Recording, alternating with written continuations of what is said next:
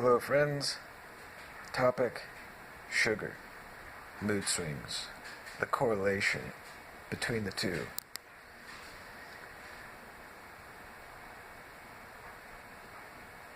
I usually don't eat real sugary type things.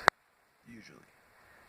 Sometimes I'll get some sugary type things, cookies, the bigger things. And then all the time I always have little gumdrops or little candies that I can take one out and have it here and there, or two or 10. And as far as juices and any of that kind of stuff, I don't drink any kind of juice, or I haven't for years.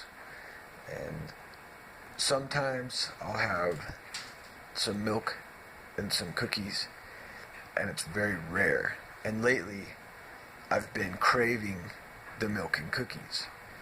And since I've kind of not been drinking as much alcohol as I was 3 weeks ago, 4 weeks ago, I cut back on my beer. Then I have the sweet tooth. And I've read people's, on years ago, there was a gal that was writing about what I'm talking about, and she was saying she either craves sugar or she craves alcohol. And so she's on with one thing, she's not really wanting the other. So lately, since I've been having these cookies and this sugar, I think the last sugar time I had, I was putting some sugar inside of my coffee. Well, I stopped doing that because it was making me have less energy. It was making me feel I was having more mood swings. And so with these cookies I'm having lately, these are the ones that I bake myself. Store-bought, the tray thing. You bake them.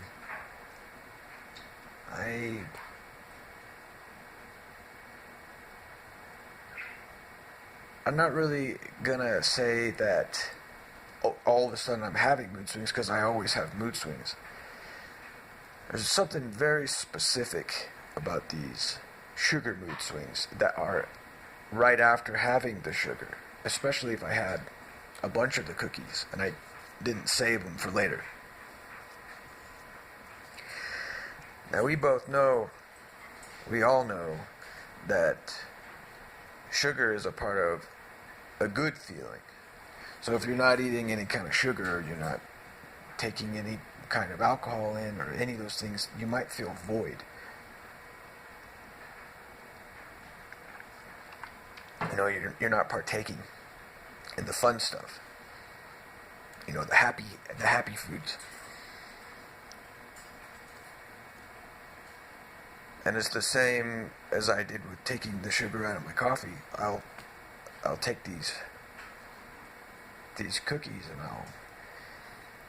it's constant, where I'll have to do a thing with myself to where I only allow myself one cookie, or I only allow myself one beer. So I have to put things between me and those things that I will indulge on or take in too much on. And lately my moods have been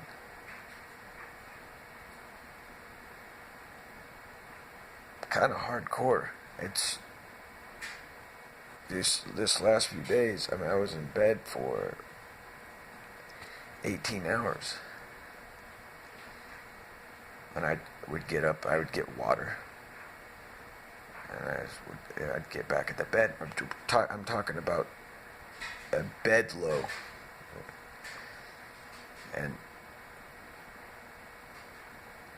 drinking alcohol and taking in a bunch of sugars, that's going to put you, or let me say it, that puts me in those bed lows moods. Because I'm beat up. My body's beat up, my head's beat up, something's not good, and I've gone through some kind of physical trauma, I've hurt myself, I've done something and I'm in this low that I'm not coming out of. It's, to me, it's as if my body wants me to stop. And that's the way my body has me stop, is by putting me in a low. Depression. I don't know for sure if that's what it is. Yeah. I realized during those times that that's coinciding with those bed lows. The last time I had this happen to me was not too long ago. Real bad though, 3 or 4 days. That was about August of 2019. So it's been almost 2 years. And I remember that time I was going through a lot of anxiety. I was drinking. I wasn't drinking a massive amount. Still, I was drinking consistently enough that I was breaking my body down.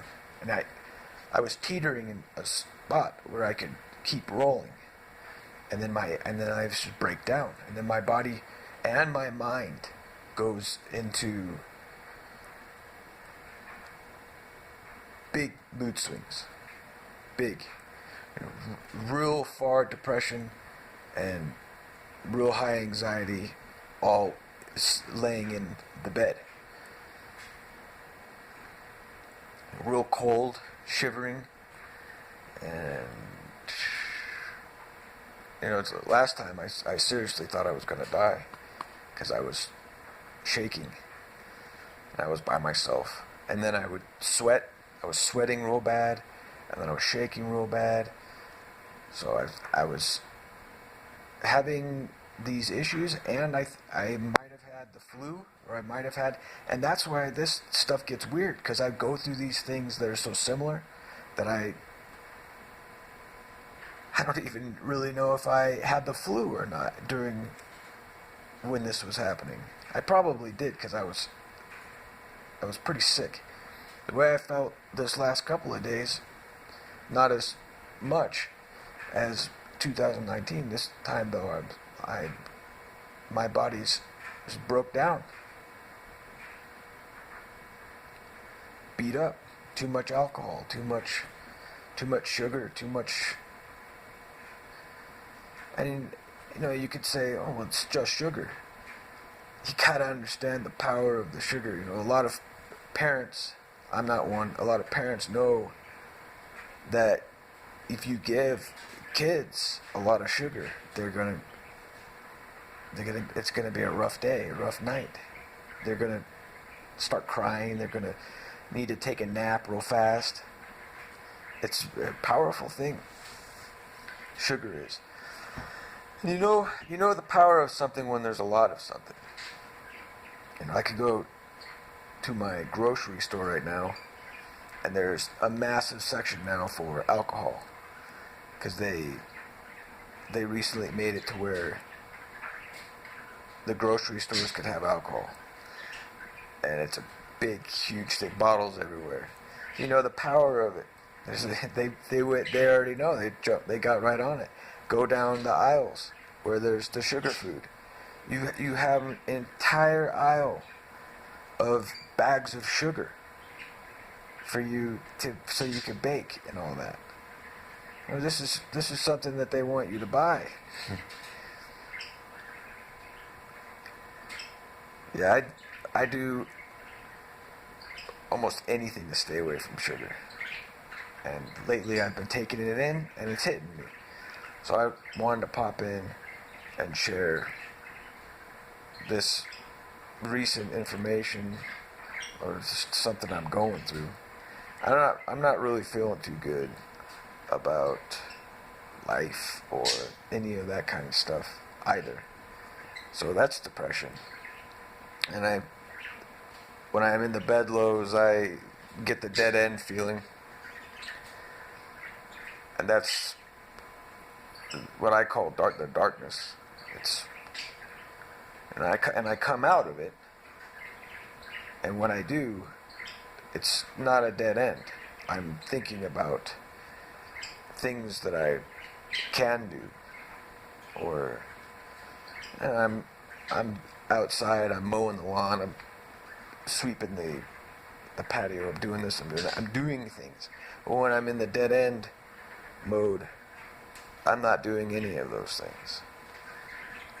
You know, I'm so low on energy that even my mind is,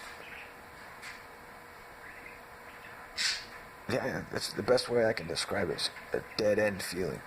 You know, it's over. It's over, and maybe a little bit of scare too about being in this low, and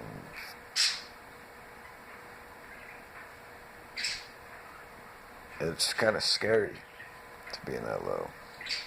And it's a little scary to have, be crying and then not crying a minute later and not thinking about what I was crying about. Now, this is bothersome to me. It's scary. If you have mood swings where you're low and then high, low and then high, and that's pretty much the only thing that you're bouncing back and forth, you're probably going to know what I'm talking about too. If you're having moods where you're angry and sad and crying, and you're going through these things all day, then you're experiencing a lot of personality type things. Then you know what I'm talking about too. And sugar is not the devil. It's not something that's good for moods. Period. So the best thing that I can do if I ever want something that's a little bit sweet is I have a little bit of pure honey. And even that I've got to chill on. The difference though between the sugar, the white sugar that you get in the bags, and the honey, the white sugar's been refined and it has chemicals in it. What those refining chemicals are, even the stuff that you can read about is probably not all the chemicals that they're going to go through all of the different things that they're going to go through. It's not going to be on the ingredients. And the honey, that's, as long as that wasn't refined or messed with, then you have pure regular honey that was produced by bees. And if I even take in too much honey, then that'll make me sick. So honey is mostly fructose, and that'll go to your liver.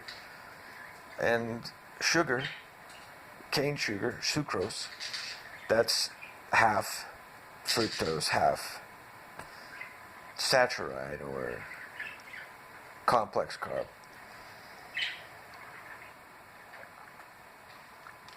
Or glucose molecules. So it has you're ingesting it differently. It's going to different things. And why would the white sugar have such a different impact on my brain than honey? I'd say it's through the refining, probably. So you might experiment a little bit. I think even pure cane sugar has ripped me up just the same as the refined. So that's all I have to say about that. It's as big of an issue as you realize as it is, especially with mood swings. Because I know how mood swings can be. You're sitting there saying, man, this is really beating me up. I've got to do something about this. And generally it's pick up the phone and call someone that can help us or do something along those lines. And then there's, what can I What can I do for myself right here and right now? What have I been doing? Why am I so moody? Why is this? Why is that? And there's certain things that I can do where I can bring myself in a little bit more here. I can bring myself a little bit more in there. If I'm bed low, then I know that I need to rest. If I'm super high, then I know that I need to back off from stimulants. I need to back off from probably some of the alcohol I've been drinking. I need to back off from a lot of things. So that way I can ease myself this way, I can ease myself that way. And one thing that I'm definitely not going to do is be 100% perfect. It's not going to happen. So it's, this is for life, and I'm bouncing it around, and I have to do quite a bit to keep myself from, like right now I'm getting anxiety, and I'm getting lightheaded. So I gotta do something about that. So I'm just gonna go ahead and hop off. I'm gonna say good night. Thanks for listening. If there's something you have on your mind, please share it.